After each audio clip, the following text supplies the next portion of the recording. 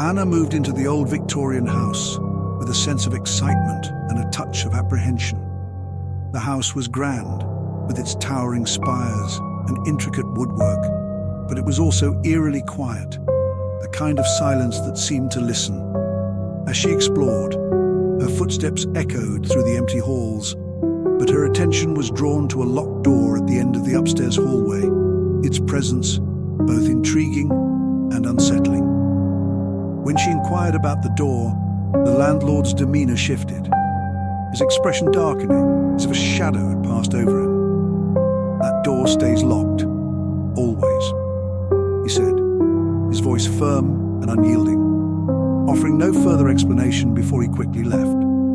The warning hung in the air, a puzzle that gnawed at Anna's curiosity, leaving her with more questions than answers. That night, as the house settled into its nocturnal stillness, Anna lay awake, her mind restless. It was then she heard it, a soft, rhythmic sound, like footsteps, coming from the other side of the locked door. The noise was faint yet distinct, sending a shiver down her spine, and she found herself unable to resist the pull of the mystery. Driven by an insatiable curiosity, Anna slipped out of bed, grabbing a flashlight as she made her way down the hallway. With each step, the air grew colder, an unnatural chill that seemed to seep into her bones.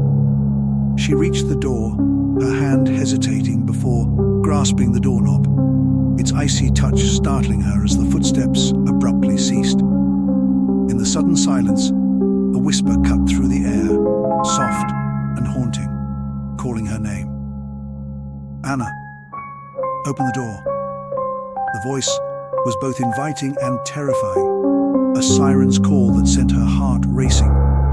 She stood there, caught between the landlord's stern warning and the supernatural allure of the unknown, her mind racing as she faced the chilling decision of whether to open the door or walk away.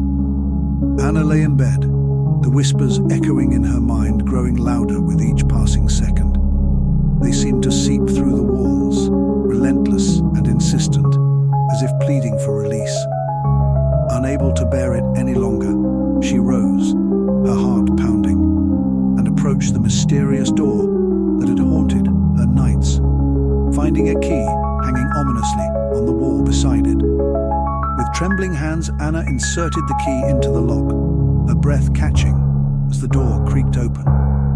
Darkness spilled out like a living entity, swallowing the light from the hallway. She hesitated only a moment before raising her flashlight, its beam cutting through the void, revealing nothing but an oppressive blackness that seemed to stretch on forever. As the light flickered uncertainly, a figure emerged from the shadows, standing at the far end of the room. It was impossibly tall and unnaturally pale, with eyes that were nothing more than hollow voids.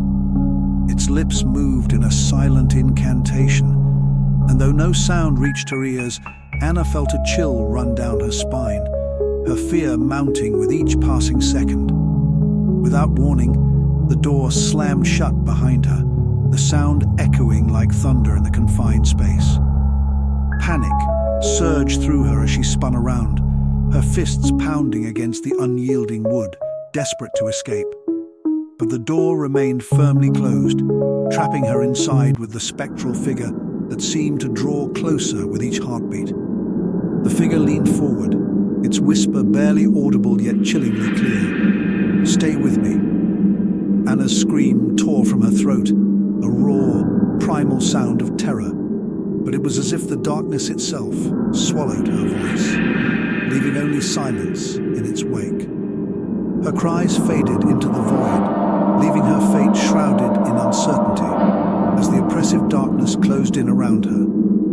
The friend arrived at Anna's house, his heart pounding with worry.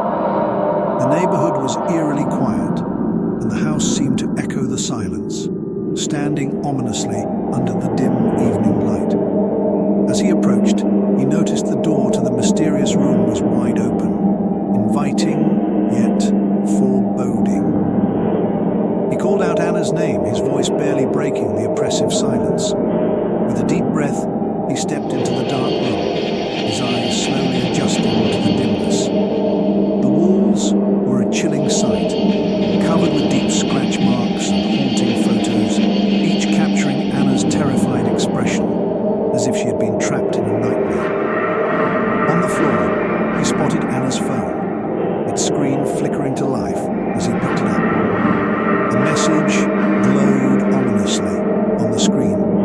a shiver down his spine.